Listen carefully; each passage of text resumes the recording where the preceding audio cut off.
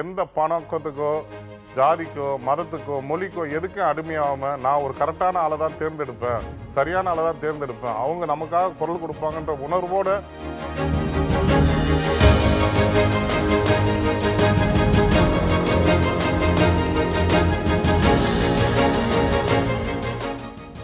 ஜனநாயகத்தில் மக்கள் சக்தி தான் இருக்கிறதே டாப்.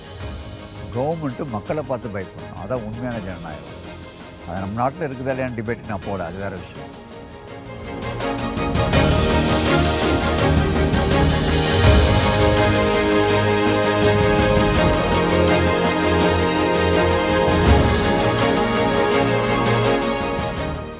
அரசை கேள்வி கேட்க முடியும், அரசை எதிர்த்து கோர்ட்டில் கேஸ் ஃபைல் பண்ண முடியும், என்ன அந்த மாதிரி பல இது அவங்களுக்கு இருக்கு.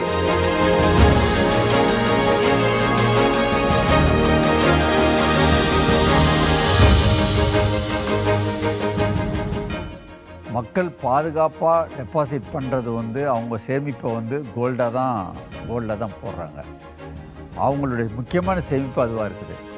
நீங்கள் கோல்டில் சேமிப்புன்னு போனீங்கன்னா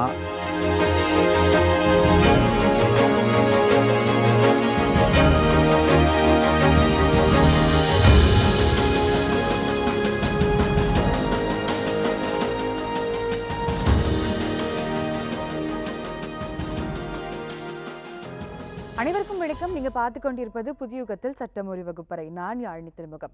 இன்றைய நிகழ்ச்சியில நம்ம எதை பத்தி பார்க்க போறோம் அப்படின்னா, நம்மளுடைய ஜனநாயக நாடுல மக்களுடைய சக்தி என்னவாக இருக்கு அப்படின்றத பத்தி தெளிவா எடுத்துரைக்கிறதுக்காக நம்ம கூட 2 சட்ட வல்லுநர்கள் இருக்காங்க. முதலாவதாக அதிகாரமிக்க அனுபவமிக்க கலைச்செல்வன் சார், உயர்நீதிமன்றம் மற்றும் உச்சநீதிமன்றத்தில் 38 ஆண்டுகளா சட்டப்பணி அனுபவம் பெற்றவர். குறிப்பாக போலீஸ் துறையை சார்ந்த பணி வழக்குகள் மற்றும் பொதுநல வழக்குகளில் சிறப்பு நிபுணராக பணியாற்றி வருகிறார். மேலும் நீதித்துறையை விரும்பும் இளம் தலைமுறைக்கு வழிகாட்டியாக இருந்து லா எக்ஸ்பர்ட்ஸ் MB என்ற அகாடமிக் மூலம் சிவில் ஜட்ஜ் தேர்வுக்கான பயிற்சி வகுப்புகள் நடத்தி வருவதோடு சட்டத்தை சிறப்பு பாடமாக எடுத்துக்கொள்ளும் IAS மற்றும் IPS மாணவர்களுக்கு பயிற்சி அளித்து வருகிறார். வணக்கம் சார். அனைவருக்கும் வணக்கம்.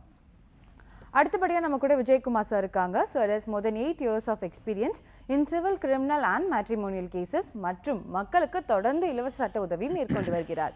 வணக்கம் சார். வணக்கம், அனைவருக்கும் வணக்கம்.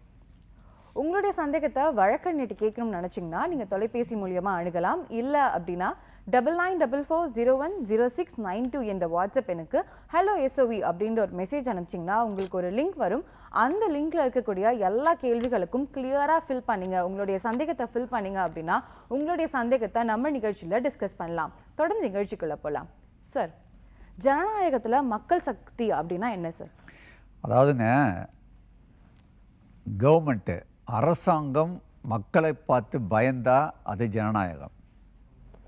ஆனால் அரசை பார்த்து மக்கள் பயந்தாங்கன்னா அது கொடுங்கோல் ஆட்சி. ஸோ மக்கள் சக்தி தான் இங்கே இப்படி இருக்குது. ஜனநாயகத்தில் மக்கள் சக்தி தான் இருக்கிறதுலையே டாப்.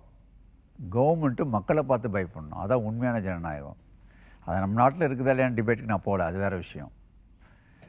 ஒரு விஷயம் சட்டத்தினுடைய பார்வையில் சொல்லுவோம். நீங்கள் எல்லாத்துக்கும் தெரியும், அரசாங்க ஆர்டர், கவர்மெண்ட் ஆர்டர், ஜிஓன்னுவாங்க. ஜிஓ போடுறதுக்கு கவர்மெண்ட்டுக்கு பவர் இருக்குது. ஆனால் அதுக்கு மேலே உள்ள பவர் யாருக்கு இருக்குனாக்கா ஸ்டேட்யூட்டரி பாடினா யாருன்னா லெஜிஸ்லேச்சர்னுவாங்க. சட்டசபை இருக்கு இல்லைங்களா, சட்டசபை போடுற சட்டம் அதுக்கு மேலானது. சட்டசபை போடுறதுக்கு அதுக்கு மேலே உள்ள பவர் எதுனாக்கா நம்ம கான்ஸ்டியூஷனல் ரைட்ஸ்னுவாங்க. இந்திய அரசு சட்டம் கொடுத்துருக்க அந்த அதிகாரம், அந்த உரிமை நம்மளுக்கு அதை விட பெருசு. சட்டசபையில் போகிற சட்டத்தோடு அது ரொம்ப பெருசு. அதை விட ரொம்ப பெருசு என்னன்னாக்கா அடிப்படை உரிமை, அது அதை விட பெருசு. அதை விட ரொம்ப பெருசு எதுனாக்கா பேசிக் ஃபீச்சர் ஆஃப் தி கான்ஸ்டியூஷன். அதாவது நம்ம இந்திய அரசு சட்டத்துடைய கரு, அது ரொம்ப பெருசு. அது என்னன்னாக்கா ஃப்ரீடம் ஆஃப் ஸ்பீச்சு, பேச்சு உரிமை, அதே நம்மளோட வாழ்வாதார உரிமை, ஆர்டிகல் 21 அதெல்லாம் சொல்லுவாங்க. அது பேசிக் ஃபீச்சர் ஆஃப் தி கான்ஸ்டியூஷன். அது இந்திய அரசு சட்டத்துடைய கரு சுப்ரீம். அதை குலைக்கிறது மாதிரியோ அதை கருவை சிதைக்கிறது மாதிரியோ சட்டம் போகிறதுக்கு பார்லிமெண்ட்டுக்கு பவர் இல்லை. ஆனால் அந்த கான்ஸ்டியூஷனோட பெரிய பவர் எதுனாக்கா மக்களுடைய பவர். அது எதுனாக்கா கான்ஸ்டியூஷன் ப்ரீஆம்பிளில் கிளியராக சொல்லியிருப்பாங்க, we the people of India. அதாவது மக்களாகிய நாமே நம்ம சட்டத்தை இந்திய அரசியல் சட்டத்தை உருவாக்குறாங்க. அது யாருன்னா மக்கள் அப்படின்றத அந்த முகவுரையிலே சொல்லியிருப்பாங்க. அந்தளவுக்கு மக்களுடைய பவருக்கு சட்டத்தில் அங்கீகாரம் அளிக்கப்பட்டிருக்கு நம்ம இந்தியாவில். ஸோ அந்த வகையில் பார்க்கும்போது இருக்கிறதுலே சுப்ரீம் பவர் எதுனாக்கா மக்கள் சக்தி தான். ஓகே சார், மக்கள் சக்தி தான் என்ன அப்படின்றத ரொம்பவே கிளியராக எக்ஸ்பிளைன் பண்ணீங்க சார். அடுத்த கேள்வி என்ன அப்படின்னு பார்த்தீங்கன்னா, நம்ம நாட்டில் நிறைய விஷயங்கள் நடக்குது, அதாவது மக்களுடைய சக்திக்கு அப்பாற்பட்டே நடக்குது. இதெல்லாம் பார்க்கும்பொழுது மக்கள் சக்தி உண்மையாக இருக்கா அப்படின்ற ஒரு கேள்வி எழும்புது. நீங்கள் சொல்லுங்கள் சார், மக்கள் சக்தி உண்மையாக இருக்கா? அதாவது சார் சொன்ன மாதிரி மக்கள் சக்தி தான் உண்மையான ஒரு சக்தி. இந்த நம்ம இந்திய ஜனநாயக நாட்டில் வந்து மக்கள் நினச்சா எதையுமே மாற்றி அமைக்க முடியும். அந்த கூட பவர் வந்து மக்கள்கிட்ட தான் இருக்குது. எப்படி சொல்கிறோன்னா, எலெக்ஷன் தேர்தல் மூலிமா நம்ம தேர்ந்தெடுக்கிறோம் இல்லையா, நம்ம தேர்ந்தெடுக்கிறவங்க தான் அங்கே போய் நமக்காக பேசுகிறவங்க, நமக்காக சட்டம் ஏற்றுறவங்க, அதை வந்து சட்ட வடிவமைப்பு கொடுத்து நமக்கு வெளியில் வந்து சட்டமாக அதை வந்து பாஸ் பண்ணி நமக்கு வருது. அதை தான் நம்ம வந்து இந்தியா ஃபுல்லாக வந்துட்டு அதை ஃபாலோ பண்ணுற மாதிரி எடுத்துகிட்டு வரோம். அப்போ சக்தி எங்கேருந்து ஸ்டார்ட் ஆகுது? மக்கள் தான். மக்களுக்கு தான் மிகப்பெரிய சக்தி இருக்குது. ஆனால் அந்த சக்தி இழந்து போய் கிடக்குது. எதனால் இழந்து கிடக்குது? ஜாதி, மதம், பணம், மொழி இந்த மாதிரி வேறுபட்டு இருக்கிறதுனால ஓட்டு போடும்போது அவங்களுடைய சக்தியை உணராமல் நம்ம எதுக்காக ஓட்டு போடுறோம்? நம்மளை பாதுகாக்கிறதுக்காக ஒரு நபரை நம்ம தேர்ந்தெடுக்க போகிறோம். அப்போ அந்த நபரை இப்போ நம்ம ஒரு வீட்டில் நம்ம ஒரு வீட்டுக்கு ஒரு வாட்ச்மேன் வைக்கிறோன்னா, அவங்க வந்து கரெக்டான ஆளை நீங்கள் நியமிச்சினா தான் நீங்கள் பாதுகாப்பாக வீட்டில் தூங்க முடியும், காலையில் எழுந்திரிச்சிருக்க முடியும். அவர் பாட்டு சரியான ஆளை நீங்கள் நியமிக்கலன்னா என்ன ஆகும்? அவங்க வந்து கொள்ளை அடிக்கிறது, கொலை பண்ணி எது வேணாலும் நடக்கக்கூடிய வாய்ப்பு கொடுக்கும். அதுக்காக தான் நம்ம வாட்ச் பண்ணோம். அதே மாதிரி தான் மக்களுக்கு சேவை செய்கிறதுக்காக தான் அரசாங்கத்தை அமைக்கிறதுக்காக நம்ம இந்திய அரசு சட்டம் கொடுத்துருக்குது. அதில் ஆர்டிகல் 326 ஓட்டிங் உரிமை என்ன சொல்லியிருக்காங்க? எல்லாருமே ஜனநாயக நாட்டில் ஓட்டு உரிமை எல்லாம் 18 வயசுக்கு மேலே இருக்கவங்க எல்லாரும் ஓட்டு போடலாம். நீங்கள் வந்து உங்களுக்கு யார் பிடிச்சிருக்கிறதோ அவங்கள தேர்ந்தெடுக்கலாம். அப்போது இப்போ நம்ம என்ன பண்ணுவோம்? நார்மலாக அரசு எதுவும் செய்ய மாட்டேதுன்னா நீங்கள் தான் ஃபஸ்ட்டு ஸ்டார்டிங் நீங்கள் கரெக்டான முறையில் தேர்ந்தெடுத்துட்டிங்கன்னா உங்களுக்கு இந்த பிரச்சனையே வராது. இப்போ நீங்கள் என்ன சொல்கிறீங்க? கம்ப்ளைண்ட் கொடுக்குறீங்க, போலீஸ் ஸ்டேஷன் போனால் எடுக்க மாட்டுறாங்க, அங்கங்கே கொள்ளை நடக்குது, நிறைய பிரச்சனை நடக்குது. இதெல்லாம் எதனால் வருது? அரசு சரியான இதில் முறையில் பயணம் பண்ணிச்சுன்னா அரசு அதிகாரிகளுக்கு பயமும் இருக்கும், தகுந்த நடவடிக்கை எடுக்க காவல்துறை ரெடியாக இருக்கும். இன்றைக்கி எல்லாத்துக்குமே இந்த அளவுக்கு தைரியம் வந்து போட்டு போலீஸ் ஸ்டேஷன் கூட்டு போய் மிரட்டுறது, அடிக்கிறது, கொடுமைப்படுத்துறது, சாவடிக்கிறது, இந்த மாதிரி நிறைய பிரச்சனை நடக்கும். மக்கள் போய் ஒரு அரசு அலுவலகத்துக்கு போனால் அவங்கள மதிக்கிறது இல்லை, நாய் மாதிரி வெளில நிற்கிற மாதிரி அந்த மாதிரி ஒரு கட்டத்துக்கு எடுத்துகிட்டு வராங்க மக்கள் தான் அவங்களோட எஜமான்றதே அவங்களுக்கு தெரிய மாட்டுது. ஆனால் இவங்க என்ன பண்ணுறாங்க? அந்த மாதிரி ஒரு உணர்வோடு நடக்கிறாங்க. அப்போ அந்த மாதிரி அதிகாரிகள்லாம் இருந்துட்டு யாருடைய பணத்தை வாங்கி அவங்க வந்து சம்பளமாக வாங்குறாங்க, யாருடைய பணத்துலேருந்து எங்கேருந்து வருது? ஒரு மக்களும் கஷ்டப்பட்டு சம்பாரித்து வரியாக கட்டுற பணத்துலேருந்து தான் இவங்களுக்கு சம்பளமே வருது. அந்த இதெல்லாம் இல்லாமல் தான் ஒரு அதிகாரின்ற ஒரு பெரிய கௌரவத்தில் உட்காந்துக்கிட்டு உங்களுக்கு அந்த அதிகாரின்ற பட்டத்தை யார் கொடுத்தது? மக்கள் கொடுத்தது தான். மக்களால் அமைக்கப்பட்ட அரசாங்கம் உங்களை தேர்ந்தெடுத்துருக்குது. அப்போ நீங்கள் அதுக்கு மதிக்க கற்றுக்கணும். மக்களை வந்து உண்மையாகவே அவங்களோட சக்தி உங்களுக்கு தெரியும், மக்கள் வந்து பயன்படுத்த மாட்டுறாங்க. அதுக்கு வந்து மக்கள் வந்து ஃபஸ்ட்டு வந்து சரியான முறையில் வரணும். எந்த பணக்கத்துக்கோ, ஜாதிக்கோ, மதத்துக்கோ, மொழிக்கோ எதுக்கும் அடிமையாகாமல் நான் ஒரு கரெக்டான ஆளை தான் தேர்ந்தெடுப்பேன், சரியான ஆளை தான் தேர்ந்தெடுப்பேன், அவங்க நமக்காக குரல் கொடுப்பாங்கன்ற உணர்வோடு அவங்க ஓட்டளிச்சாங்கன்னா கண்டிப்பாக வந்து மக்கள் சக்தி ஒரு பெரிய சக்தியாக நம்ம நாட்டில் நிற்கும், ஜனநாயக நாட்டில். ஓகே சார், ரொம்பவே தெளிவாக சொன்னீங்க. நம்ம தொடர்ந்து பேசுறதுக்கு முன்னாடி ஒரு காலர் இருக்காங்க, அவங்க கிட்ட நம்ம பேசிடலாம். வணக்கம் ஐயா. வணக்கம்மா. வணக்கம் சார், எங்கிருந்து பேசுறீங்க? உங்க பெயர்? என் பேர் காளிதாஸ், காஞ்சிபுரம். ஓகே காளிதாஸ், உங்களுடைய சந்தேகத்தை நீங்க நேரடியா வழக்கறிஞர்கிட்ட கேட்கலாம். சார் சொல்லுங்க. ஐயா சொன்னாரு மக்கள் சக்தி தான் உண்மைன்னு. சொல்லுங்க. கோர்ட்டுக்குள்ள இங்க மனுஷனே பேசவே விடுறதில்ல. சொல்லுங்கய்யா. எந்த கோர்ட்டில் பேச வர்றதில்ல உங்களை? எந்த கோர்ட்டா இருந்தா என்ன கிடைக்குது? எல்லாத்துக்கும் ஒண்ணுதான் நடக்குது. இல்லையா, இப்போ என்ன கேட்குறேன்னா, நீங்கள் வந்து கோர்ட்டில் பேச வர்றதில்லைன்னா நீங்கள் கரெக்டாக சொன்னீங்கன்னா எந்த சூழ்நிலை எந்த கோர்ட்லன்னாக்கா நீங்கள் சொன்னது உண்மையா இல்லைன்னு தெரிஞ்சு எந்த கோர்ட்டுன்னு கேட்குறேன். ஐயா, கோர்ட்டுக்குள்ள நம்மளை கூட்டி போய் கூண்டில் நிற்க வைக்கிறாங்க. சரி. ஆனா நம்ம கிட்ட கேட்க கேள்வி உண்மை, அதாவது அவங்க கேட்கிற கேள்விக்கு பதில சொல்ல விடுறது இல்ல. அவங்க கேட்டாங்க, நீ கவனிரு, நீ கவனிரு. ரைட்டு, நான் புரிஞ்சுக்கிட்டேன்.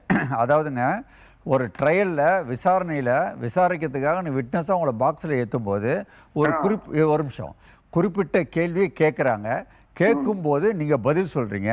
பதில் சொல்லும்போது அதெல்லாம் வேணாம், ஆமாம் இல்லை அது சொல்லு அப்படின்னு சொல்கிறது உண்மையிலே தவறு. நான் ஓப்பனாக சொல்கிறேன், நல்லா கேட்டுங்க. ஒரு நிமிஷம் இல்லை, ஒரு நிமிஷம் நான் சொல்லிடுறேன். போதும். சொல்லுங்கள். தவறுன்னு தெரிஞ்சு இன்னை வரைக்கும் எந்த வக்கீல் அதுக்காக வாதாடுறாங்க? சரி, அதாவதுங்க, நீங்கள் கேள்வி கேட்டீங்க, நான் பதில் சொல்லிகிட்ருக்கேன். பதில் சொல்லி நான் வாயை மூடலை, அதுக்குள்ளே இன்னொரு கேள்வி கேட்டீங்கன்னு அர்த்தம். எல்லாத்துக்கும் பதில் சொல்லிகிட்ருக்கேன். நீங்கள் சொன்னீங்க, அலோவ் பண்ணீங்கன்னா நான் பேசுவேன். நீங்கள் கேள்வி கேட்டீங்க, பதில் சொல்லிகிட்ருக்கேன். இன்னும் பதில் முடியலையே, அதுக்குள்ளே ஏன் அவசரப்படுறீங்க? சரிங்க ஐயா, பேசுங்க ஐயா. அது என்னென்னா, அந்த மாதிரி சுச்சுவேஷனில் நீங்கள் ஜட்ஜிக்கிட்ட ஒரு கோரிக்கை வைக்கலாம். 2 விஷயம் அதில். இப்போ நான் வந்து ஒரு ஆளை குறுக்கு விசாரணை பண்ணுறேன்னு வச்சுங்க, நான் என்னுடைய பாலிசி என்ன செய்வேன்னா, ஒரு கேள்வியை கேட்டுடுவேன். அந்த கேள்வியை வந்து கோர்ட்டில் ரெக்கார்ட் பண்ணுங்கன்னு சொல்லிடுவேன். பதில் பாக்ஸில் உள்ளவங்க சொல்லும்போது நான் பதிலே பேச மாட்டேன். அவங்கள குறுக்கவும் ஒன்றும் விட மாட்டேன், டிஸ்டர்பும் பண்ண மாட்டேன். ஃபுல்லாக ரெக்கார்ட் பண்ண சொல்லுவேன். அதுக்கப்புறம் எதாவது தேவைப்பட்டால் மறுபடியும் குறுக்கு விசாரணை பண்ணுவேன். நீ வாயை மூடு, நான் ஆமான்னு சொல்லு, இல்லைன்னு சொல்லு அப்படின்னு நான் சொன்னதே கிடையாது. நம்பர் 1. நம்பர் 2, அந்த மாதிரி யாராவது வக்கீல் சொன்னால் கண்டிப்பாக அது தவறு. 2வது வந்து ஜட்ஜே அது கண்டிக்கணும். அப்படி கண்டிக்காத பட்சத்தில், அம்மா நான் இந்த மாதிரி நான் கேள்வி கேட்கும்போது நான் பதில் சொல்கிறேன், ஃபுல்லாக பதில் சொல்கிறதுக்கு நீங்கள் அலோவ் பண்ணுங்க, நீங்கள் கோரிக்கை வைக்கலாம். அந்த கோரிக்கை வச்சிங்கன்னா நீதிமன்றம் ஏற்கும். அதையும் சப்போஸ் ஜட்ஜஸ் இல்லைங்க நீங்கள் கேட்குறது மட்டும் பதில் சொல்லுங்கள் அப்படிமா சொன்னாங்கன்னா, நீங்கள் ஒரு வழக்கறிஞர் வச்சுருப்பீங்க. அந்த வழக்கறிஞர் மூலயமா நீங்கள் அப்ஜெக்ஷன் போடலாம். அந்த அப்ஜெக்ஷனையும் வந்து கோர்ட்டு ஓவர்ரூல் பண்ணாக்கா நீங்கள் மெமோன்னுவாங்க.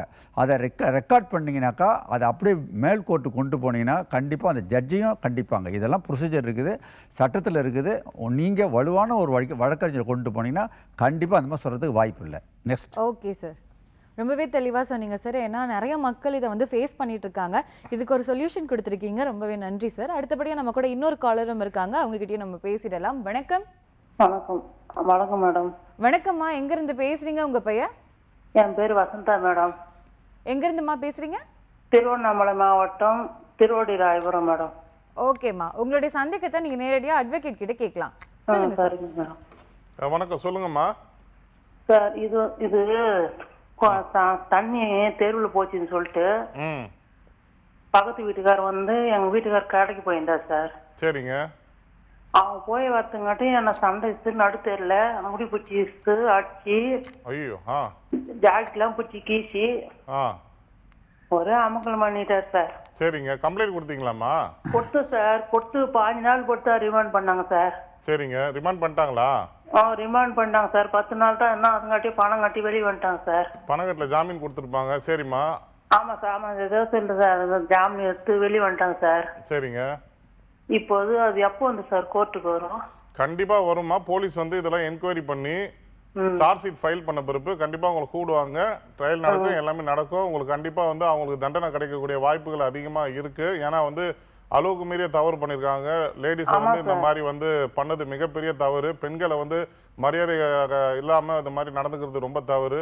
பெண்களை வந்து மதிக்கக்கூடிய இடத்துல வந்து இந்த மாதிரி ஜாக்கெட் கிழிக்கிறது, முடிவு பிடிச்சிருக்கிறதுலாம் அப்பேற்பட்ட அவமான வேலைகளை செய்யக்கூடிய அந்த ஆண்களை வந்து கண்டிப்பா போலீஸ் விடாது. அவங்களுக்கான தண்டனை கண்டிப்பா வாங்கி கொடுப்பாங்க. கவலைப்படாம இருங்க. போலீஸ் ஸ்டேஷன்ல உங்களுக்கு கூப்பிட்டாங்கன்னா நீங்க உங்களுக்கு தெரிஞ்ச விஷயங்கள், அப்புறம் அது யார் யார் சாட்சி இருக்காங்களோ அவங்களெல்லாம் கரெக்டா நீங்க சொல்லி கூட்டு போய் இது பண்ணி சொல்லுங்கம்மா. சரிங்களா? செய்யர் ஹாஸ்பிட்டல் ஒரு வாரம் இருந்தா சார். சரி, அல்ல அத ரெக்கார்ட்லாம் அதெல்லாம் கிளியரா போயிருக்கோம்மா. அங்க இருந்து வாங்கிருப்பாங்க. நீங்க அட்மிஷன் ஆனீங்க இல்லையா?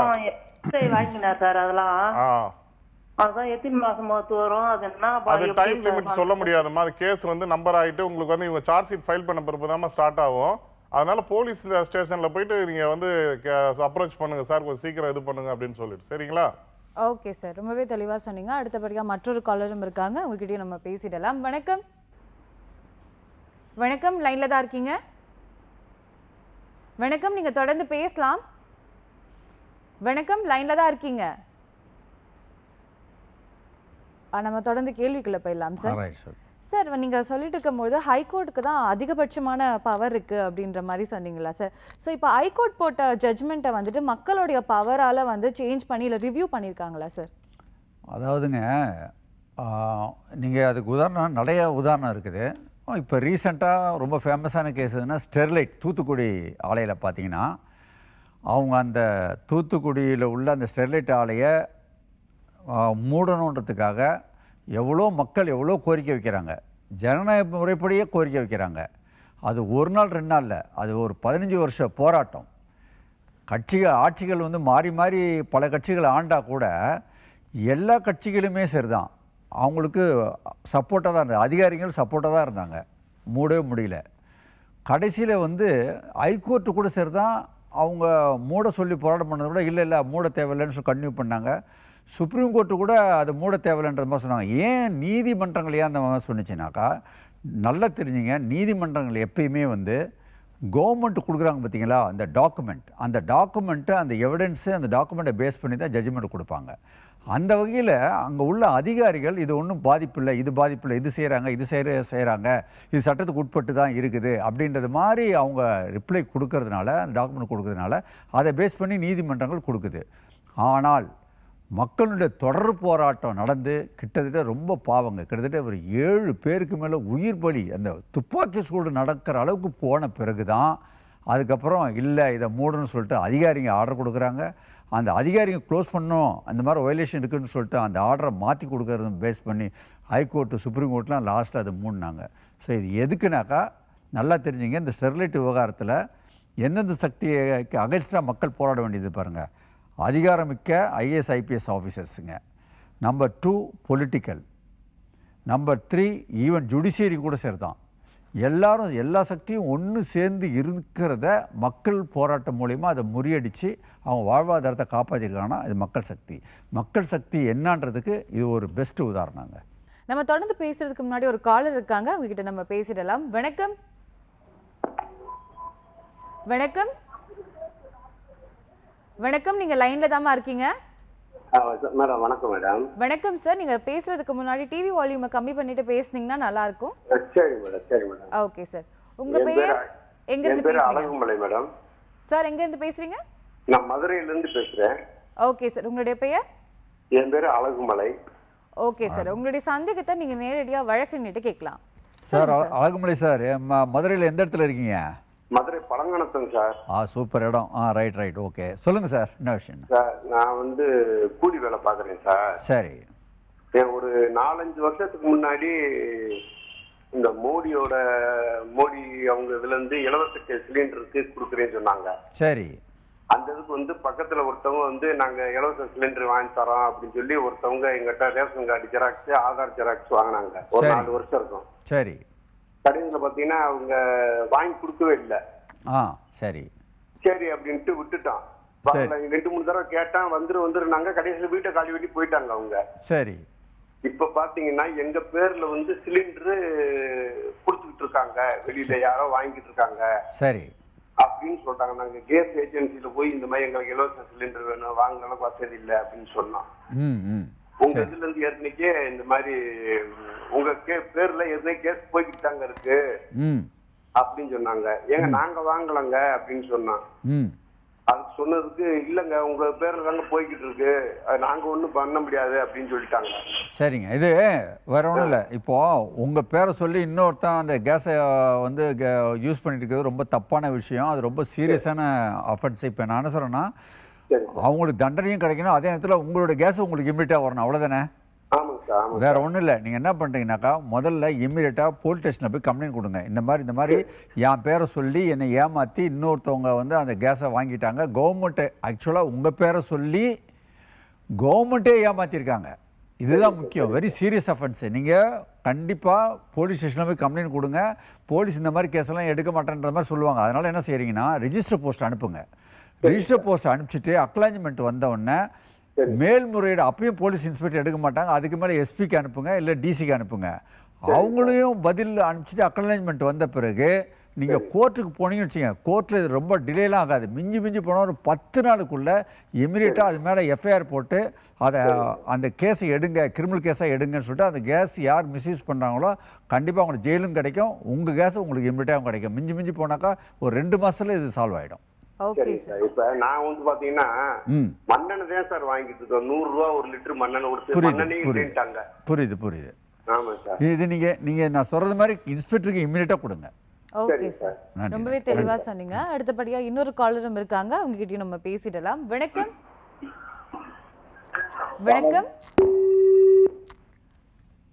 காலர் கட் ஆயிட்டாங்க சார், நம்ம தொடர்ந்து கொஸ்டினுக்குள்ளே போகலாம். சார் இப்போ பெரும்பாலான இடங்கள்ல மக்கள் சக்தி அப்படின்னு சொல்லும்பொழுது ஓட்டு போடுறது தான் மக்கள் சக்தி அப்படின்னு சொல்றாங்க. ஓட்டு போடுறது தான் மக்களுடைய உண்மையான சக்தியா சார்? அதாவது ஓட்டு போடுறது மட்டும்தான் அவங்க உரிமை இல்லை, அவங்களுக்கு தான் அரசியல் அமைப்பில் நிறைய உரிமைகளை கொடுத்துருக்காங்களே. பேச்சு உரிமை, எழுத்துரிமை, அவங்களுக்கு தேவையானது கேட்டு பெறக்கூடிய உரிமை, அப்புறம் வந்து அவங்களுக்கு எதனா ஒரு பிரச்சனை ஏற்பட்டால் டைரெக்டாகவே நீதிமன்றத்தை அணுகக்கூடிய உரிமை கொடுத்துருக்குறாங்க. இதெல்லாம் இருந்து இவ்வளோ உரிமைகள் கொடுத்தோம், இவங்களோட உரிமை எப்படி பாதிக்கப்படுதுன்னா, இதில் என்ன பூந்துருது உங்களுக்கு? லஞ்சம், ஊழல், ஜாதிய இது, இந்த மாதிரி நிறைய பிரச்சனைகள்லாம் பூந்து மக்கள் அந்த இதுக்குள்ளேயே சிக்கிட்டு இருக்கனால அவங்களுடைய பவர் தெரியாமல் அவங்க வந்து அவங்களோட சக்தியை வெளிப்படுத்த முடியாமல் போயிடுது. இருந்தாலும் வந்துட்டு இவங்களுக்கெல்லாம் இவ்வளோ இது இருக்குது. ஒரு ஆர்டிஐ, ஒரு அரசாங்கத்தில் வேலை என்ன நடக்குது அதை தெரிஞ்சுக்கணும், அரசாங்கத்தில் எவ்வளோ ஃபண்ட் இருக்குது தெரிஞ்சுன்னா ஆர்டிஐ இருக்குது, அது மூலியமாக தெரிஞ்சுக்கணும். இதெல்லாம் எதுவுமே பயன்படுத்துறது இல்லை. மக்களுக்கு வந்து முக்கியமாக என்னென்னா இது சம்மந்தமாக விழிப்புணர்வுகளே இருக்க மாட்டுது. ஒரு தவறு நடக்குது, அதை நம்ம தெரிஞ்சுக்கணும், அதை சரி பண்ணணுன்ற ஒரு உணர்வு இருந்து அது எப்படி தெரிஞ்சு செய்யணுன்ற அந்த இது இல்லை. அந்த இது தெரிஞ்சிச்சுன்னா அது வந்து மக்களுக்கு எல்லாரும் தெரியக்கூடிய அளவில் அரசு வந்து அதை வந்து எடுத்துகிட்டு போய் கொடுக்கணும், மக்களுக்கு வந்து தெரியப்படுத்த வைக்கணும். வச்சாதான் மக்களுடைய சக்தி என்னன்றதை புரிஞ்சுக்கிட்டு அவங்க வந்து செயல்பட தொடங்குவாங்க. இன்னைக்கு வந்து இதுக்குள்ளேயே மக்களை அடக்கி இருக்கிறதுனால அவங்களால வந்து அதை விட்டு வெளியில் வர முடியாத சூழ்நிலை இருக்குது. அப்போ கல்வி அறிவு கொடுக்கும் போதும் இது வந்து உங்களுக்கு இந்த மாதிரி பவர்லாம் இருக்குது, மக்கள் நினச்சா என்ன வேணாலும் பண்ண முடியும், செய்ய முடியும், கேள்வி கேட்க முடியும், அரசை கேள்வி கேட்க முடியும், அரசை எதிர்த்து கோர்ட்டில் கேஸ் ஃபைல் பண்ண முடியும், அந்த மாதிரி பல இது அவங்களுக்கு இருக்குது. இதெல்லாம் சேர்ந்தது தான் மக்கள் சக்தி. ஆனால் அதை சரியான முறையில் பயன்படுத்த முடியாமல் மக்கள் வந்து இன்னைக்கு தவிச்சு கொண்டு இருக்கிறாங்க. ஓகே சார், ரொம்பவே தெளிவாக சொன்னீங்க சார். அடுத்தபடியாக என்ன கொஸ்டின் அப்படின்னா, இப்போ நிறைய பேர் வந்துட்டு அவங்களுடைய இன்வெஸ்ட்மெண்ட், அதாவது சேவிங்கை வந்துட்டு கோல்டில் இன்வெஸ்ட் பண்ணுறாங்க. இதை பற்றி நீங்கள் என்ன சார் நினைக்கிறீங்க? அதாவதுங்க, இப்போது உள்ள இந்த உலகளாவிய சூழலில் மக்கள் பாதுகாப்பாக டெபாசிட் பண்ணுறது வந்து அவங்க சேமிப்பை வந்து கோல்டில் தான் போடுறாங்க. அவங்களுடைய முக்கியமான சேமிப்பு அதுவாக இருக்குது. நீங்கள் கோல்டில் சேமிப்புன்னு போனீங்கன்னா, ஒரு அணிகலன்களை வாங்குகிறேன் அப்படின்னாக்கா ஒரு 12% ஒரு 25% வரைக்கும் சேதாரம், செய்கூலி, அது இதுன்னு பண்ணிடுறாங்க. 1 லட்சத்துக்கு நீ வாங்குறீங்க அப்படின்னாக்கா குறைஞ்சபட்சம் 25% என்ன 25,000 எடுத்துடுறாங்க. இல்லை 12னாக்க 12,000 போயிடுது. அதே நாங்கள் உதாரணத்துக்கு சொல்கிறேன், ஒரு 12,000 ஒரு 12%ன்னு வச்சிங்களேன், நீங்கள் 1 லட்ச ரூபா கொடுக்குறீங்கனாக்கா 12% போயிடுது. அந்த நகை உங்கள் கைக்கு வந்துடுது, 12,000 போயிடுது. மறுபடியும் அந்த நகையை கொண்டு போய் பணத்துக்காக நீங்கள் கொடுக்குறோம் அப்படின்னாக்கா அதே 12.5 எடுத்துருவோம். அப்போ 1 லட்ச ரூபா நகை நீங்கள் வாங்கினீங்கன்னா 12 + 12 எவ்வளோ ஆகுது பாருங்கள், கிட்டத்தட்ட 25,000 போயிடும். உங்கள் கையில் உள்ள நகை 75,000 உள்ள வேல்யூ தான். இதனால் என்ன ஆகுதுனாக்கா, நிறைய பேர் சேமிப்புக்காக காயின்ஸுக்கு போகிறாங்க. ஏன்னா அங்கே சேதாரம் கம்மின்றதுக்காக. காயின்ஸுக்கு நீங்கள் போனீங்கன்னாக்கா 2%ன்னு எடுக்கிறான், திருப்பி கொடுத்தாலும் 2%, அதுலேயும் 4% போயிடுது, ஜிஎஸ்டியும் போயிடுது. நான் என்ன சொல்கிறேன்னா, எந்த சேதாரம் இதெல்லாம் வேணாம், தனியாக வாங்க. கவர்மெண்ட்டு வந்து தனியாக ஒரு சர்டிஃபிகேட் கொடுத்துருக்கான், கோல்டு பாண்டுன்னு சொல்லிட்டு. அதில் போய் சேமித்து வச்சிங்கன்னா எந்த செய்கூலி சேதாரம் எதுவுமே கிடையாது. கவர்மெண்ட்டுடைய கோல்டு பாண்ட் வாங்குங்க, அதுதான் சிறந்த சேமிப்பு. இல்லாட்டா நீங்கள் நகை கடைக்கு போனீங்கன்னாக்கா அது கஷ்டம். ஆனால் நீ சொல்லலாம் கோல்டு பாண்டுக்கு அவசரத்துக்கு பணம் கிடைக்காதுன்னு சொல்லிட்டு. அந்த மாதிரி சுச்சுவேஷனில் நான் என்ன கொடுக்குறேன்னா, கவர்மெண்ட்டு எந்த விதமான சேதாரம் இல்லாமல் சின்ன சின்ன பிஸ்கட், நீங்கள் என்ன காயின்ஸ் அடிக்கிறீங்கனாக்கா அதுக்கு 2 சேதாரம் இல்லை, ஏன் காயின்ஸ் அடிக்கிறீங்க கோல்டை? எந்த விதமான சேதாரம் இல்லாமல் பிஸ்கட்டை சின்ன சின்ன பிஸ்கட்டாக கொடுத்துருங்க. 1 கிராம் 2 கிராம் 3 கிராம்னு சொல்லிட்டு எந்த விதமான சேதாரமும் கலெக்ட் பண்ணாத ஒரு லைன் கொடுத்துருங்க. அப்போ அது மக்கள் அதில் போட்டு அந்த கோல்டாக கையில் வச்சுக்குவாங்க. அர்ஜென்ட்டுக்கு ஓடி போய் உடனே இன்றைக்கி 1 ஹவரில் திருப்பி கேஷாக மாற்றிடலாம். அந்த மாதிரி ஒரு சிஸ்டத்தை கவர்மெண்ட் கொண்டு வந்தாக்கா இந்த சேமிப்புக்கு ஏழை எளியவங்களுக்கு ரொம்ப பயனுள்ளதாக இருக்குன்றது என்னுடைய கருத்து. ஓகே சார், ரொம்பவே இன்ஃபர்மேட்டிவான ஒரு விஷயம் சொல்லியிருக்கீங்க. ஏன்னா இப்போ இருக்கக்கூடிய சுச்சுவேஷனில் எல்லாருமே அதில் தான் இன்வெஸ்ட் பண்ணியிருக்காங்க. இது ஒரு நல்ல இன்ஃபர்மேஷன் சார், ரொம்பவே நன்றி. நம்ம கூட ஒரு காலர் இருக்காங்க, அவங்ககிட்ட நம்ம பேசிடலாம். வணக்கம். வணக்கம், லைனில் தான் இருக்கீங்க. வணக்கம். சொல்லுங்க. வணக்கம் சார், எங்க இருந்து பேசுறீங்க, உங்க பெயர்? ராணிப்பேட்டை மாதிரி நெல்லிலிருந்து பேசுறேம்மா. Okay sir. லைன் தான் பார்க்குறேன். வணக்கம்மா சார். நீங்க டிவி பார்த்து பேசுறீங்கன்னு நினைக்கிறேன். டிவி வால்யூமை கம்மி பண்ணிட்டு கால்ல பேசுங்க சார், அப்பதான் உங்களுடைய சந்தேகத்துக்கான பதில் கிடைக்கும். சரி சரி. சொல்லுங்க சார், எங்க இருந்து பேசுறீங்க, உங்க பெயர்? ராஜிமா, நான் ராணிப்பேட்டை மாவட்டம் நெல்லிலிருந்து பேசுறேம்மா. ஓகே சார், உங்களுடைய சந்தேகத்தை நீங்க டைரக்டா அட்வொகேட் கிட்ட கேட்கலாம். சொல்லுங்க சார். சொல்லுங்கம்மா, சொல்லுங்க சார். சார், இப்போ வீட்டில் நாங்கள் 10 வந்து ஒரு பொய் கேஸ் போட்டு என்னை எடுத்துட்டாங்க சார் போலீஸ் ஸ்டேஷனுக்கு. போலீஸ் ஸ்டேஷன்ல பொய் கேஸ் உங்க மேல பதிவு பண்ணிருக்காங்களா? ஆமா, பதிவு பண்ணிட்டு அவங்க ஜாலியா இருக்கிறாங்க வெளியில பணத்துக்காக சார். மோட்டடி யார் பண்ணது இது மாதிரி? இது மாதிரி அதான் ஒரு தெரிஞ்சுங்க, பக்கத்து ஊருக்காருங்க. சரி, அது வந்து பொய் கேஸ் நல்லா தெரிஞ்சு போச்சு. பொய் கேஸ்ல என்ன கம்ப்ளைண்ட் கொடுத்தாங்க சார்? அவங்க கம்ப்ளைண்ட் பண்ண, நான் தான் பேசணும். இப்போ அவங்க 4 வருஷமா என்ன எழுதி வச்சுக்கிறாங்க. யார் இழுத்து அடிச்சிட்டு இருக்கிறா? அந்த பொய் கேஸ் போட்டவங்க கோர்ட்டுக்கு போய்க்கிறேன் நான். நீங்க கோர்ட்டுக்கு போயிட்டு இருக்கீங்க. கம்ப்ளைண்ட் கொடுத்தது நீங்க, ஆனா பொய் கேஸ் போட்டு வேற மாத்தி போய்க்கிறேன் சார். சொல்லுங்க. கோர்ட்டுக்கு போய்க்கிறேன். இப்போ வந்து ஜட்ஜிக்கு தெரிஞ்சு போச்சு இது நான் என் மேல பொய் கேஸ்ன்னு சொல்லிட்டு. சரி சரி. அதனால அவங்க மேல ஆக்ஷன் எடுப்பாங்களா சார்? இப்போ பொய் கேஸ் போட்டுங்க கூட 4 வருஷமா நாங்க பாடுபட்டுக்கிறோம் சார். கண்டிப்பா எடுப்பாங்க, கண்டிப்பா எடுப்பாங்க. அது நீங்க உங்க வழக்கறிஞர்கிட்ட சொல்லி அவங்க மேல தனியா ஒரு பெட்டிஷன் இந்த மாதிரி பொய் கேஸ் கொடுத்துருக்காங்கன்னு சொல்லிட்டு நீங்க ஒரு வழக்கு தொடர்ந்து அவங்க கண்டிப்பா இல்ல நீங்க இது வரும்போதே அவங்களுக்கு கண்டிப்பா அவங்களுக்கு தண்டனையோட தான் வரும். உங்களுக்கு கேஸ் முடிஞ்சு போட்டு தான் சார் போடணும். ஆமா ஆமா ஆமா, முடிஞ்ச பிறகு தான், தீர்ப்பு வந்த பிறகு தானே பண்ண முடியும். இப்போ இன்னும் 2 வாய்தாறு முடிய போகுது. சரி சரி, கண்டிப்பா நல்ல இதுதான் வரும், கவலைப்படாதீங்க. அதே மாதிரி உங்க மேல பொய் கேஸ் கொடுத்தாங்க, அவங்க காசுக்காக வந்து இந்த மாதிரி பொய் கேஸ் போட்டு காசுக்காக பண்ணிக்கிறாங்க. அவங்க நல்லா தெரிஞ்சு போச்சு. கரெக்டுங்க. பொய் கேஸ் போட்டது யாரு? போலீஸ் பதிவு பண்ணது போலீஸ் தானே? ஆமா ஆமா. அப்ப அவங்க மேல ஒரு கம்ப்ளைண்ட் கொடுங்க, சரியா? சரி சார். இது பயங்கரமா என்கிட்ட நிறைய எவிடன்ஸ் இருக்கு சார். நல்லா அவங்களே வாக்குமூலம் சொல்லிக்கிறாங்க. கண்டிப்பா கண்டிப்பா நீங்க வந்து பண்ணுங்க. போலீஸ் மேலேயே சேர்த்து கம்ப்ளைண்ட் கொடுங்க, இந்த மாதிரி பொய் கேஸ் பதிவு பண்ணிருக்காங்கன்னு சொல்லிட்டு. கண்டிப்பா உங்களுக்கு வெற்றி கிடைக்கும், சரிங்களா? சார், நம்ம தொடர்ந்து பேசுறதுக்கு முன்னாடி ஒரு காலர் இருக்காங்க, அவங்க கிட்ட நம்ம பேசிடலாம். வணக்கம். ஹலோ. வணக்கம்மா. வணக்கம் மேடம். எங்க இருந்து பேசுறீங்க? உங்க பெயர்? நான் திருப்பூர்ல இருந்து பேசுறேங்க. ஜெஸ்வீரா பேரு. ஓகேம்மா, உங்களுடைய சந்தேகத்தை நீங்க நேரடியா அட்வொகேட் கிட்ட கேட்கலாம். சொல்லுங்க சார். சொல்லுங்கம்மா, என்ன விஷயம் சொல்லுங்கம்மா. சார், நான் வந்து எனக்கு கல்யாணம் ஆகி 18 வருஷம் ஆச்சுங்க சார். சரிங்க. எங்க சித்தப்பா வந்து நான் கல்யாணத்துக்கு முன்னாடி ஒருத்தர் லவ் பண்ணேன். சரிங்க. அவர்கிட்ட கொஞ்சம் காசு நாங்க கடன் வாங்கி இருந்தீங்க. சரிங்க. அந்த பணத்தை நாங்க திருப்பி கொடுத்துட்டோம். சரி. நாங்க வாங்கின படத்துக்கு மேல கொடுக்கணும்னு சொல்லி எங்ககிட்ட சண்டை போட்டாரு. சரி. அது நான் தர முடியாது, அவர் வாங்கினதுதான் உங்களுக்கு கொடுத்துட்டாருல, அதுக்கு மேல தர முடியாதுன்னு சொன்னதுக்கு நான் இந்த மாதிரி லைக் பண்ணதெல்லாம் வச்சு எங்க வீட்டுக்காருக்கு மெசேஜ் பண்றது அந்த மாதிரி ரொம்ப டார்ச்சர் பண்ணாருங்க சார். சரிங்க. நான் வந்து போலீஸ்ல கம்ப்ளைண்ட் கொடுத்துருந்தேங்க. சரிங்க. கம்ப்ளைண்ட் கொடுக்கும்போது போலீஸ் வந்து நான் கொடுத்த கம்ப்ளைண்ட விசாரிக்கல, அவங்க அவரோட கம்ப்ளைண்ட் தான். அதாவதுங்க, உண்மையிலேயே உங்களுக்கு தவறான மெசேஜ் அனுப்பிச்சாக்கா, அதுவும் லேடிஸ்க்கு அனுப்பிச்சாக்கா, இது வந்து குற்றவியல் சட்டத்தில் சீரியஸான மிகப்பெரிய குற்றமாக தான் கருதப்படுது. நீங்கள் செய்ய வேண்டிய வேலை என்னென்னா, போலீஸ் ஸ்டேஷனில் ஒரு லேடிஸ் கொண்டு போய் கொடுக்குறாங்க, தன்னை பாதிக்கிற அளவுக்கு இவங்க இந்த மாதிரி கொடுக்குறாங்க, ரெக்கார்டோடு கொடுக்குறீங்க, போலீஸ் ஆக்ஷன் எடுக்க மாட்டேங்குது, ரொம்ப மனசு வருத்தமாகுது. எந்த போலீஸ் ஸ்டேஷனுமா அது? சார், இங்க மங்களம் போலீஸ் ஸ்டேஷன் சார். மகளிர் போலீஸ் ஸ்டேஷன் எங்கம்மா இருக்குது அது? மங்களம் பல்லட் ரோட்ல இருக்குங்க சார். பல்லந்தில். சரி, ரைட். இதில் என்ன விஷயம்னா, நல்லா கேட்டுங்க. ஒரு நீங்கள் பைசா இருந்ததுன்னா ஒரு வழக்கறிஞரை பிடிக்கலாம், இல்லைன்னா இலவச சட்ட உதவி மையத்தை நாடுன்னு வச்சுக்கோங்க. இலவச சட்ட உதவி மையம்னா என்னென்னா, உங்களுக்கு உங்கள் ஏரியாவில் உள்ள ஒரு கோர்ட்டுக்கு போங்க. கோர்ட்டில் அங்கே போய் இலவசமாக சட்ட உதவி எங்கே இருக்குதுன்னு கேட்டிங்கன்னா அவங்க காமிப்பாங்க. அங்கே தான் கோர்ட்டு பக்கத்தில் தான் எங்கேயாவது இருக்கும். அங்கே போய் ஒரு மனு கொடுத்து இந்த மாதிரி நடக்குது என்கிட்ட சொன்னது மாதிரியே நீங்கள் கொடுத்தீங்கன்னாக்கா அவங்க ஒரு அதுக்கப்புறம் நான் ஒரே நிமிஷம் சொல்லிக்கிறேங்க சார். சொல்லுங்க. அதுக்கப்புறம் வந்து நாங்க அந்த கம்ப்ளைண்ட் எல்லாம் கேட்கலான்னு சொல்லி அந்த எஸ்ஐ சார் கிட்ட போய் நான் போய் கேக்குறேங்க. நான் கொடுத்த கம்ப்ளைண்ட் வந்து நீங்க விசாரிக்க மாட்டேங்கிறீங்க, அதனால நான் வந்து எனக்கு ரொம்ப மனசு கஷ்டமா இருக்கு, நீங்க ஏன் கேட்க மாட்டேங்கிறீங்க அப்படின்னு சொல்லும்போது, இதெல்லாம் கமிஷனர் அளவுக்கு போயிடுச்சு, இதெல்லாம் நான் அங்க போய் பேசிட்டு வந்தா உங்களுக்கு பதில் சொல்ல முடியும் அப்படின்னு சொல்லிட்டாரு. அதுக்கு தாமா நான் என்ன சொல்றேன் கேட்டுங்க. நீங்க வந்து இன்ஸ்பெக்டரை கொடுப்பீங்க, அது இல்லாட்டினாக்கா அதுக்கப்புறம் எஸ்பிகிட்ட கொடுப்பீங்க, அதுக்கப்புறம் கோர்ட்டுக்கு போவீங்க. இதெல்லாம் சட்டத்தில் வழிமுறை இருக்குது. ஏன்னா நீங்கள் பேசுகிறத வச்சு பார்க்கும்போது நீங்கள் கொஞ்சம் ஏழை மாதிரி தெரியுது, ரெண்டாவது விஷயம் தெரியாத ஆள் மாதிரி தெரியுது. அதனால தான் சொல்கிறேன், நீங்கள் கோர்ட்டுக்கு போயிட்டு இலவச சட்ட உதவி மையத்தில் ஒரு லெட்டர் எழுதி கொடுத்தீங்கன்னா அவங்க ஒரு திறமையான வழக்கறிஞரை கொடுப்பாங்க.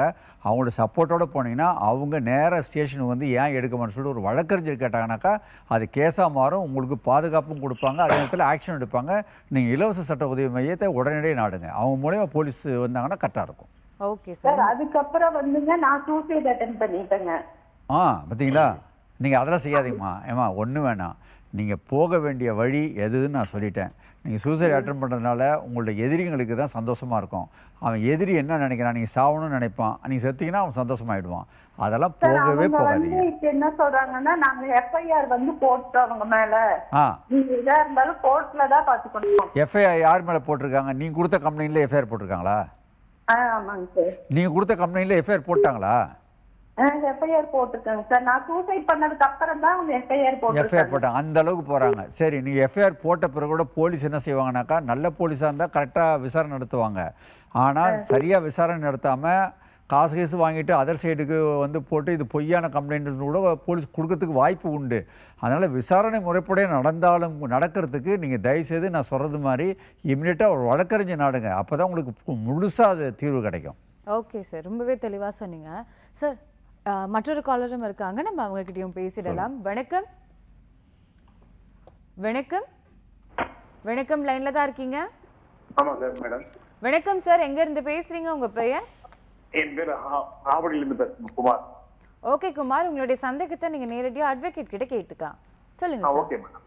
வணக்கம் சார். குமார் சார் சொல்லுங்க.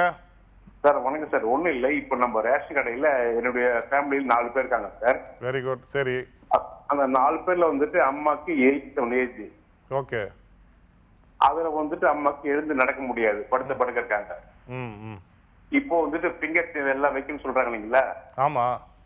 இப்ப நான் குடும்பத்துல 3 பேர் இருக்கோம். ஒருத்தர் வந்துட்டு வெளிநாட்டுல இருக்காரு. சரி. அவரும் வந்து வைக்கணும்ன்றாங்க, அம்மா வைக்கணும், அப்படி இல்ல 2 பேரும் நீக்கிடுவாங்கன்னு சொல்றாங்க. அது உண்மையான்றது தெரியுங்க சார். அது அதெல்லாம் பண்ண முடியாது சார். அதாவது இப்போ 60 வயசு மேல இருக்கவங்களுக்குலாம் வீட்லயே வந்து ரேஷன் கடையில இருந்து வீட்லயே வந்து எடுத்துட்டு போயிருவாங்க சார். நீங்க சொன்னீங்கன்னா ரேஷனே வந்து வீட்டுல வந்து கொடுக்கணும்னு சொல்லிக்கிறாங்க. அதே மாதிரி வந்து அந்த கைராகியும் அவங்களுக்கு தேவைப்பட்டா வீட்டிலே வந்து எடுத்துட்டு போயிருவாங்க. அவங்க அப்படி எடுக்கலன்னா நீங்க மேல் அதிகாரிகள்ட்ட கம்ப்ளைண்ட் கொடுங்க. இந்த மாதிரி எங்க அம்மா வந்து 60 வயதுக்கு மேற்பட்டவங்க, 84 வயசு ஆகுது, அவங்களால நடக்க முடியாது, இது மாதிரி வரத்துக்கு முடியல, அவங்கள வந்து எடுக்க சொல்லுங்கன்னா கண்டிப்பா அவங்க வந்து அனுப்பிச்சு விடுவாங்க சார். சார் பையன் வெளியூர்ல இருக்காரு. யார் பையன்? அது ஒன்றும் பிரச்சனை இல்லை சார். இருக்கிறவங்க எத்தனை பேர் இருக்கீங்களோ நீங்க அத்தனை பேர் இது பண்ணிக்கலாம் சார். அப்ப அவர் பேரை வரலன்னா நீங்க ரேகா வைக்கலன்னா அவங்களும் எடுத்துருவான்றாங்க சார். அது உண்மையா சார்? சார் அவர் ஊருக்கு போனதுக்கான இதெல்லாம் நீங்க எவிடன்ஸ் என்னென்ன இருக்குதோ அதெல்லாம் நீங்க சப்மிட் பண்ணுங்க. இவர் வந்து வெளிநாடு போயிருக்காரு, இவர் வந்து இப்ப ரேகா எடுக்க முடியாது, சப்மிட் பண்ணுங்க. அதெல்லாம் வந்து நீக்கலாம் முடியாது நீங்க. அதனால அது சம்பந்தமா நீங்க நேரா வந்துட்டு ரேஷன் ஆபீஸ் இருக்கு இல்லையா, உங்களுக்கு எந்த ஏரியா? ஆவடி தானே, அங்கே இருக்கும் பாருங்க. நீங்க அங்க போய் நேரா நீங்க போய் கேளுங்க, அதிகாரிகிட்ட கேளுங்க. நடுவில் யார்ட்டையும் பேசாதீங்க. வழியில் நிறைய பேர் இருப்பாங்க, அவங்களாம் வந்து ஒண்ணு இதாக மாத்தி சொல்லுவாங்க, பண்ணுவாங்க. நேரா அதிகாரிகிட்ட தைரியமா போய் கேளுங்க. யாருக்காகவும் நம்ம இது பண்ண, மக்களுக்கு வந்து ஒரு சக்தி இருக்கு, யாரை வேணாலும் எங்க வேணாலும் போய் கேட்கலான்னு கேளுங்க. அவங்க சரியான ரெமெடியை கொடுப்பாங்க, அது மாதிரி ஃபாலோ பண்ணீங்க. ஓகே சார், ரொம்பவே தெளிவா சொன்னீங்க. நம்ம கூட மற்றொரு காலரும் இருக்காங்க, அவங்க கிட்டயும் பேசிடலாம். வணக்கம். வணக்கம் மேடம். வணக்கம்மா, எங்க இருந்து பேசுறீங்க? உங்க பெயர்? நான் செங்கல்பட்டு மாவட்டத்திலிருந்து பேசுறேன். என் பேர் லட்சுமி மேடம். ஓகேம்மா, உங்களுடைய சந்தேகத்தை நீங்க நேரடியா அட்வொகேட் கிட்ட கேட்கலாம். ஏமா லட்சுமி அம்மா சொல்லுங்கம்மா. வணக்கம் சார். வணக்கம். எங்க பாப்பா வந்து எல்கேஜி ஒரு பிரைவேட் ஸ்கூல்ல படிக்க வச்சேன் சார். சரிங்க. யூகேஜி படிக்க சொல்ல எனக்கு உடம்பு சரியில்லாதால பாப்பாவை நிறுத்திட்டு நாங்க கவர்மெண்ட் ஸ்கூல்ல 1வது படிக்க வச்சுட்டோம் சார். சரிங்க. அதே ஸ்கூல்ல இப்ப மறுபடியும் சரி 1வது கவர்மெண்ட் ஸ்கூல் படிக்கிறாங்களே, நம்ம போய் பிரைவேட் ஸ்கூல்ல சேர்த்து பாப்பா எல்கேஜி படிச்ச பிரைவேட் ஸ்கூல்ல போயிட்டு அப்ளிகேஷன் கேட்டாங்க சார். சரிங்க. அந்த ஸ்கூல்ல என்ன சொன்னாங்கன்னா, கவர்மெண்ட் ஸ்கூல்ல இருந்து தமிழ் வழியில இருந்து படிச்சுட்டு வர பாப்பாவுக்கு நாங்க அட்மிஷன் தர மாட்டோம். சரிங்க. அப்படின்னு சொல்லிட்டாங்க சார். நான் வந்து செங்கல்பட்டு கலெக்டர் ஆபீஸ்ல இருக்கிற டிஓ பிரைவேட் டிஓ கிட்ட பேசினாங்க சார். சரிங்க. அவரு ஸ்கூலுக்கு போன் அடிச்சு கேட்டாருங்க சார். சரிங்க. உடனே அவங்க என்ன பண்ணாங்கன்னா வந்து எங்க மேல கம்ப்ளைண்ட் கொடுக்க அவங்க வந்துட்டாங்களா, அவங்க எப்படி அங்க வந்து கம்ப்ளைண்ட் கொடுக்கலாம் அப்படின்னு சொல்லிட்டு அவங்க பேச ஆரம்பிச்சுட்டாங்க சார். ஆனா இந்த டிஓ வந்து செங்கல்பட்டு டிஓ வந்து என்ன சொல்றாருன்னா, ஒரு வார்த்தை கூட அவங்க கேட்கலைங்க சார். இது மாதிரி கவர்மெண்ட்ல இருந்து படிக்கிற பசங்களுக்கு நீங்க எப்படி அப்ளிகேஷன் கொடுக்க மாட்டீங்கன்னு எப்படி சொல்லலாம் அப்படின்னு சொல்லிட்டு பேசுறீங்க சார். இருந்தாலும் வந்து அவர் வந்து எனக்கு அட்வைஸ் பண்ணி அனுப்பினாருங்க சார். சரிங்க.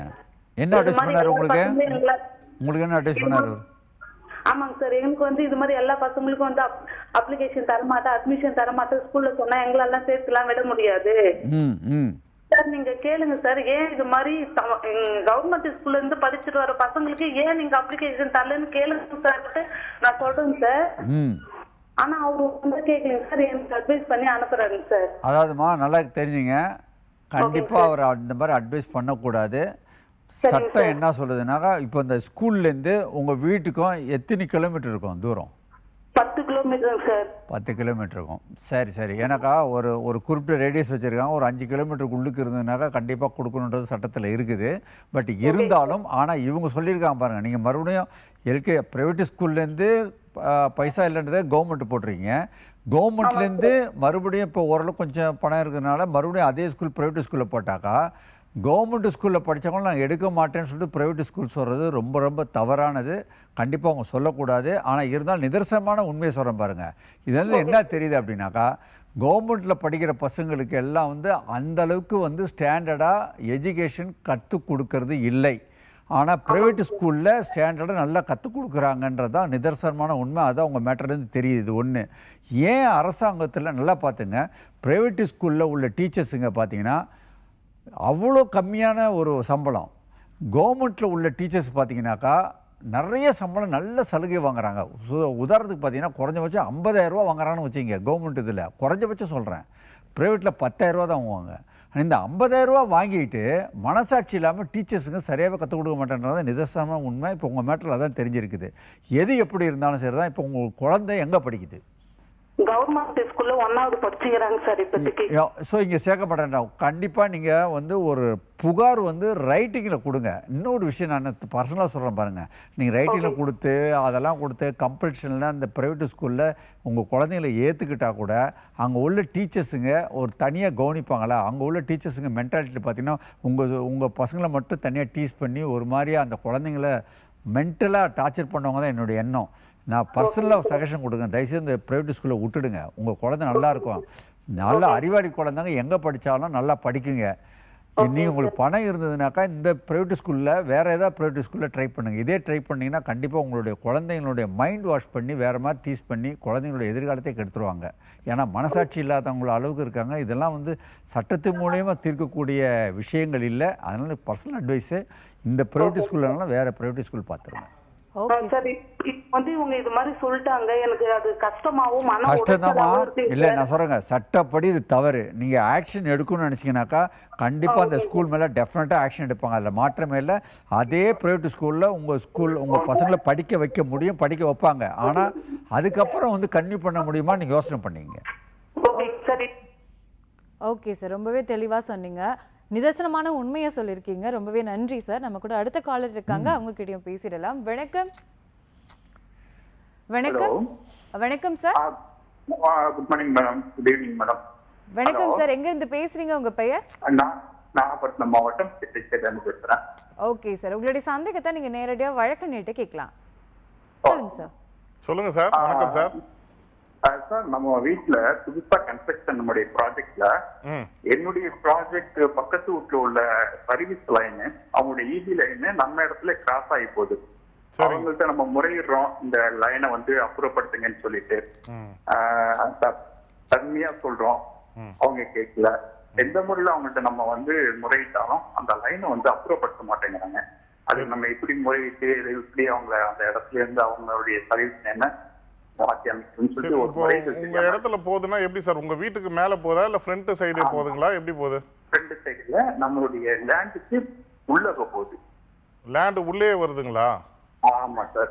சார், லேண்ட் உள்ள வருதுன்னா நீங்க ஒன்றும் இல்லை சார், இபி ஆஃபீஸில் போயிட்டு இது மாதிரி என்னுடைய இடத்துக்குள்ள வந்து இதோட எலக்ட்ரிசிட்டி பாஸ் ஆகுது, இதனால எங்களுக்கு நிறைய பாதிப்பு இருக்குன்னு சொல்லிட்டு நீங்க அவங்க மூலியமா தான் சார். இப்போ நீங்க பக்கத்துல சொன்னா அவங்க எடுக்க மாட்டாங்க.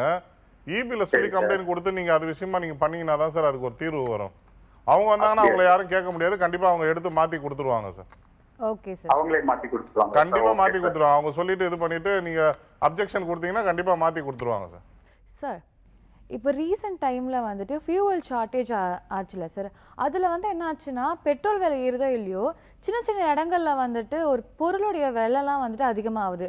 நார்மலாக வித்துட்டு இருந்த ஒரு கரும்பு ஜூஸோடைய விலை திடீர்னு ஏறுது, பழத்தோடைய விலை திடீர்னு அதிகமாகுது. இதை பற்றி நீங்கள் என்ன சார் நினைக்கிறீங்க? அதாவதுங்க, உண்மையிலேயே பெட்ரோல் தட்டுப்பாடு உலக லெவலில் இருந்தாலும் கூட நம்ம அரசாங்கம் ரொம்ப திறமையாக கையாண்டு எந்த விதமான தட்டுப்பாடும் இல்லாமல் பெட்ரோல் டீசல் வந்து கிடைச்சிட்ருக்குது.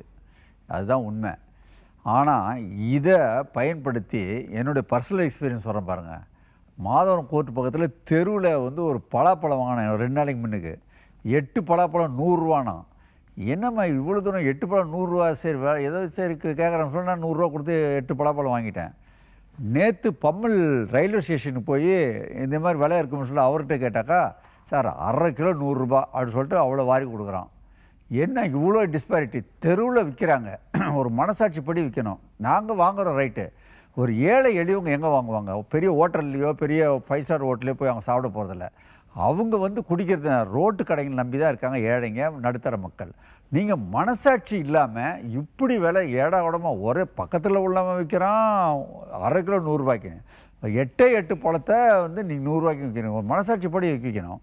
அப்படி அவங்க மீறி இந்த மாதிரி ஏடாகூடமாக விற்கிறாங்க அப்படின்னா கண்டிப்பாக போலீஸ் கம்ப்ளைண்ட்டு பப்ளிக் கொடுங்க. அது மட்டும் இல்லாமல் அந்த இடத்துல 100க்கு அடிங்க. இந்த மாதிரி வந்து இப்போ பப்ளிக்கில் கொள்ளடிக்கிறாங்க, இந்த மாதிரி எக்கச்சக்கமாக விலை விற்கிறாங்கன்னு சொல்லிட்டு கார்பரேஷனுக்கு கூப்பிட்டு வச்சு கம்ப்ளைண்ட் பண்ணுங்கள். அப்போ தான் இவங்களாம் திருந்துவாங்க.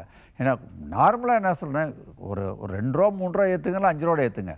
இவங்க சொல்கிறது மாதிரி ஒரு கரும்பு ஜூஸு 10 ரூபாய்க்கு விற்று 30 ரூபானா எதுக்கு 30, எதுக்கு திடீர்னு 20 ரூபா? இந்த சூழ்நிலையெல்லாம் கொள்ளடிக்கிற குரூப்னு ஒன்று இருக்குது. சில வியாபாரிகள் நியாயமாகவும் இருக்காங்க. நியாயமான உள்ளவங்கள நான் பாராட்டுவோம். ஆனால் இந்த மாதிரி கொள்ளடிக்கிறவங்க தெரிஞ்சாக்கா கண்டிப்பாக அவங்க மேலே கம்ப்ளைண்ட் கொடுக்கணும், ஆக்ஷன் எடுக்கணும். இவங்களாம் நாட்டினுடைய துரோகிகளாக தான் சொல்லுவேன் நான். ஓகே சார், ரொம்பவே தெளிவாக சொன்னீங்க. நம்ம கூட ஒரு காலர் இருக்காங்க, அவங்க கிட்ட நம்ம பேசிடலாம். வணக்கம். வணக்கம் மேடம். வணக்கம் சார், எங்கேருந்து பேசுகிறீங்க? உங்கள் பெயர்? நான் மேடம் கண்மணி செல்வம் மேடம். ஓகே சார், எங்கேருந்து பேசுகிறீங்க? நான் பட்டாபிராமில இருந்து பேசுறேன் மேடம். ஓகே சார், உங்களுடைய சந்தேகத்தை நீங்க நேரடியா அட்வொகேட் கிட்ட கேட்கலாம். சார் சொல்லுங்க சார். பட்டாபிராம். வணக்கம் சார். வணக்கம். உங்க பேர் என்ன சார்? கண்மணி செல்வம் சார். சார் செல்வம் சார், சொல்லுங்க சார். சார் எங்க தங்கச்சி பையன் வந்து கிறிஸ்டன்ல காலேஜ் படிச்சிருந்தான் சார். சரிங்க. அவன் காலேஜ் விட்டு கனகமா சத்திரம் வழியா தான் வீட்டுக்கு வருவான். சரிங்க. அவன் வந்து ஃப்ரெண்டு வண்டி எடுத்துக்கின்னு முதல்ல சாப்பிட வந்திருக்கிறான். அப்புறமா ஃப்ரெண்டை கூப்பிட்டார போய் எடுத்துன்னு வந்திருக்கிறான். சரிங்க. வந்து அங்க ரவுண்ட் ஆனா திரும்பி பெட்ரோல் போட்டுக்கின்னு போக சொல்ல அங்க ஏதோ அஃபென்ஸ் நடந்துருக்குது சார், வழிப்பறி. சரிங்க. வழிப்பறியில வந்து அந்த நம்பரை வச்சு பையனை வந்து நைட்டு தூக்கின்னு போயிட்டாங்க சார். சரிங்க. கூட்டுன்னு போயிட்டு எங்களுக்கு எந்த இன்ஃபார்மும் கொடுக்கல. அவங்க இட்டுன்னு போய் கனகமாச்சத்துல வச்சு அவனை ஒரு 1.5 நாளா வச்சு அடிச்சு அவனை புழல் ஜெயில போட்டாங்க சார். 1.5 மாசமாவா? 1.5 நாள் வச்சிருந்தாங்க. சரி சரி. அவனை அடிச்சு புழல் ஜெயில அடிச்சதுல அவனையே ஒத்துக்கன்ட்டு அடிச்சு நாங்க போய் பார்த்தோம். மனு போட்டு பார்க்க சொல்ல சொன்னான். என்ன அடிச்சு ஒத்துக்கன்றாங்க போலீஸே. இல்லையிட்ட கை காலை உடச்சிடுவேன் மிரட்டுறாங்க அப்படின்ட்டு சொல்றாங்க. அதனால அவங்க சொல்றதெல்லாம் நான் சரின்ட்டேன். இப்ப புழல் ஜெயில இருக்கிறான் சார். 90 நாள் ஆக போது. ஜாமீன் போட்டும் கிடைக்கல சார். நீங்க யார்கிட்ட எந்த கோர்ட்ல போட்டீங்க? முதல்ல திருவள்ளூர் கோர்ட்ல போட்டோம் சார். சரிங்க. அங்க ஒரு 3-4 டிஸ்மிஸ் ஆயிடுச்சுட்டு இப்ப ஹைகோர்ட்ல போட்டு இருக்கிறோம் சார். இப்ப ஹைகோர்ட்ல பெண்டிங் இருக்குதா? பெண்டிங் இருக்கு சார். இப்போ அரெஸ்ட் ஆகி எவ்வளவு நாள் ஆகுது? 90 நாள் ஆக போகுது சார். 90 நாள்லாம் இருக்காதுங்க. அதாவது நல்லா கேட்டுங்க சார், எங்களுக்குமே புரியல. 90 நாள் கிட்ட ஆக போகுது சார். சார் இங்க கேளுங்க, ஒன்றும் விஷயம் இல்லை. அதாவது இதுக்கு இந்த பெயிலுக்கு வந்து கேளுங்க, இதுக்கு வந்து 60 நாளுக்கு மேலே இப்போ சார்ஜ் ஷீட் போட்டாங்களா? விசாரணை முடிஞ்சு சார்ஜ் ஷீட் போட்டாங்களா? அவங்க பணம் ரிக்கவர் ஆகல. அப்போ விசாரணையில் இருக்கிறாங்க. பாரு நல்லா கேட்டுங்க, சட்டத்தில் வந்து 60 நாளுக்குள்ள இந்த மாதிரி கேஸ் எல்லாம் 60 நாளுக்குள்ள விசாரணை முடிச்சு சார்ஜ் ஷீட் ஃபைல் பண்ணணும். இல்லாட்டினாக்கா இதுக்கு வந்து கம்பல்சரி பெயில்னுவாங்க. இது இம்மிடியட்டாக 60 நாளுக்கு மேலே வச்சுக்கவே முடியாது. நீங்கள் மேஜிஸ்ட்ரேட் இதெல்லாம் இந்த ஹைகோர்ட் அப்பீல் இதெல்லாம் விட்டுடுங்க. மறுபடியும் வழக்கறிஞரை போய் 60 நாளுக்கு மேலே ஆயிடுச்சு அப்படி சொல்லி ஒரு பெட்டிஷன் கொடுத்துட்டாலே மறுநாளே இம்மிடியட்டாக அன்னைக்கே ஆர்டர் பண்ணிடுவாங்க. 90 நாளாக வச்சுக்கிறதுக்கு வாய்ப்பே இல்லை. நீங்க முதல்ல அட்வொகேட்டை எங்களுக்கு ஒண்ணுமே புரியல சார். இல்ல நீங்க அட்வொகேட்டை நீங்க அப்ரோச் பண்ணி பெட்டிஷன் இன்னைக்கு காலைல போட்டு நான் மறுநாளே ஆர்டர் ஆயிடும். ஏன்னா 90 நாள்லாம் வச்சிருக்கிறதுக்கு வாய்ப்பே இல்லை இதெல்லாம் இந்த மாதிரி கேஸுக்கெல்லாம். சரிங்க சார். ஓகே சார், ரொம்பவே தெளிவா சொன்னீங்க. நம்ம கூட மற்றொரு காலர் இருக்காங்க, அவங்க கிட்ட நம்ம பேசிடலாம். வணக்கம். வணக்கங்க. வணக்கம்மா, எங்க இருந்து பேசுறீங்க? உங்க பெயர்? கோவில்பட்டியில இருந்து பேசுறேங்க. காமினி பேசுறேங்க. ஓகேம்மா, உங்களுடைய சந்தேகத்தை கொஞ்சம் ஷார்ட்டா கேளுங்கம்மா. சொல்லுங்க சார். அதாவது ஜிஹெச் கவர்மெண்ட் ஹாஸ்பிட்டலுக்கு நாங்க போறோம். சரிம்மா. போனாக்க ஆனா சித்தா பிரிவுல போய் காமிக்கணும்னு நினைச்சு போய் கேட்டாக்க எந்த மருந்து கேட்டாலும் இல்லைன்றாங்க. ஏதாவது ஒரு சின்ன மருந்து கொடுத்து அனுப்பிச்சிடுறாங்க. என்னென்ன மருந்து வருது எப்படிங்கறது நாங்க தெரிஞ்சுக்கலாமா? என்ன டிசீஸ்க்கு அவங்க வந்து இது பண்றாங்க, ட்ரீட்மெண்ட் பண்ணுவாங்கங்கிறது தெரிஞ்சுக்கலாமா? கண்டிப்பா உங்களுக்கு எல்லா உரிமையும் இருக்குதுமா. உங்களுக்கான உரிமை எல்லாமே இருக்குது. ஒரு ஹாஸ்பிட்டல்ல எதுக்கெல்லாம் ட்ரீட்மெண்ட் எடுக்கிறாங்க, என்னென்ன மருந்து இருக்குது, எவ்வளவு ஸ்டாக் இருக்குது, வருஷத்துக்கு இதுக்கான எவ்வளவு செலவு எவ்வளவு பண்றாங்கன்னு சொல்லிட்டு சிம்பிளா ஒண்ணும் இல்ல, ஒரு வெள்ளை பேப்பர் எடுத்து ஆர்டிஐல போட்டு கேளுங்க. ஆர்டிஐல கேட்டீங்கன்னா கண்டிப்பா பதில் வரும். அதை வச்சுட்டு நீங்க அடுத்த ஸ்டெப் என்னன்ற இவ்வளவு நீங்க இந்த மருத்துவமனைக்கு இவ்வளவு ஃபண்டு ஒதுக்கியிருக்காங்க, நீங்க இதை இவ்வளவு செலவு பண்ணிருக்கீங்களா இல்லையா, கரெக்டான மருந்து வாங்கி வச்சிருக்கீங்களா, எதுக்காக மக்களுக்கு வந்து மருந்தே எல்லாமே எல்லாத்துக்கும் ஒரே மருந்து கொடுத்து அனுப்பி எல்லா நோய்க்கும் ஒரே மருந்து மாதிரி ஹாஸ்பிட்டல்ல ஒரே ஒரு மருந்து தான் கொடுத்து அனுப்புவாங்க. அந்த மாதிரி தானே சொல்றீங்க? அதுதான் இந்த மாதிரி எதனால இது வந்து ஒரே மருந்து எல்லாத்துக்கும் கொடுக்குறீங்களே, இது எல்லா நோய்க்கும் குணமாகுமா, எல்லாத்தையுமே நீங்க ஆர்டிஐல கேட்கலாம். கேட்டுட்டு அதை எவிடன்ஸ் எடுத்த பிறப்பு தான் அவங்க மேல அடுத்த ஸ்டெப் நம்ம கம்ப்ளைண்ட் கொடுத்து நம்ம மெடிக்கல் இதுக்கு கம்ப்ளைண்ட் கொடுத்து கவுன்சில் கம்ப்ளைண்ட் கொடுத்து நம்ம அடுத்த ஸ்டெப் பண்ணோம். ஃபர்ஸ்ட் ஒரு ஆர்டிஐல போட்டு எல்லாத்தையுமே கேளுங்க. 10 ரூபா கோர்ட் ஃபீ கண்டிப்பா ஒட்டிருங்க லெட்டர்ல. சரியா? ஒன்னும் இல்லைங்க, பொது தகவல் அலுவலர்னு போட்டு அந்த ஹாஸ்பிட்டல் எந்த அட்ரஸ் இருக்கோ அந்த அட்ரஸ் போட்டுருங்க. சரியா? பொது தகவல் அலுவலர் போட்டு அந்த ஹாஸ்பிட்டல் நேம், அந்த ஹாஸ்பிட்டல் அட்ரஸ் போட்டு உங்களுடைய அட்ரஸ் போட்டுங்க.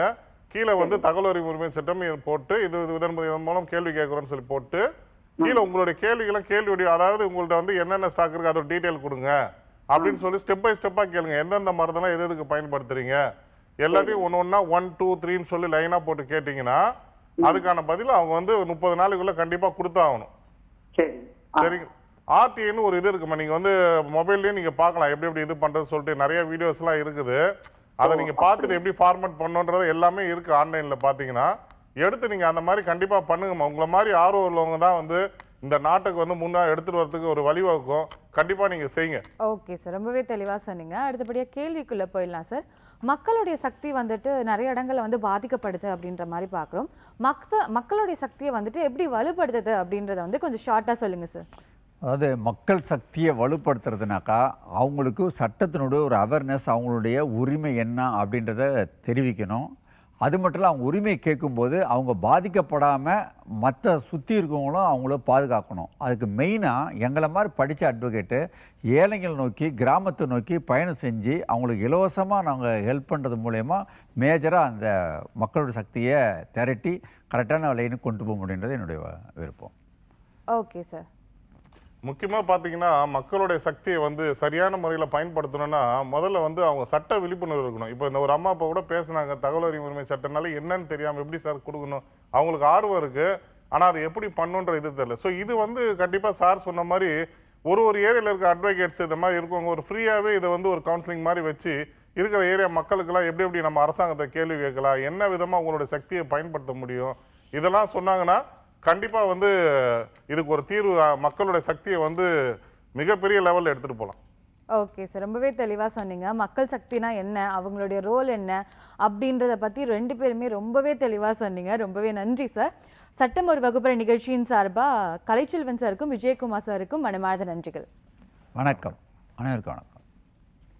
சட்ட ரீதியாக உங்களுக்கு எந்த ஒரு சந்தேகம் இருந்தாலும் நீங்கள் தொலைபேசி மூலியமாக அணுகலாம். இல்லை அப்படின்னா 9944010692 என்ற வாட்ஸ்அப் எனக்கு ஹலோ எஸ்ஓபி அப்படின்ற ஒரு மெசேஜ் அனுப்பிச்சிங்கன்னா உங்களுக்கு ஒரு லிங்க் வரும். அந்த லிங்க்ல கேட்கக்கூடிய எல்லா இன்ஃபர்மேஷனுக்குமே நீங்கள் கிளியராக பதில் சொன்னீங்க அப்படின்னா உங்களுடைய சந்தேகத்தை நம்ம நிகழ்ச்சியில் டிஸ்கஸ் பண்ணலாம். உங்களிடமிருந்து விடைபெறுவது யாழினி திருமுகம். நீங்கள் பார்த்து கொண்டிருப்பது சட்டம் ஒரு வகுப்பறை. நன்றி.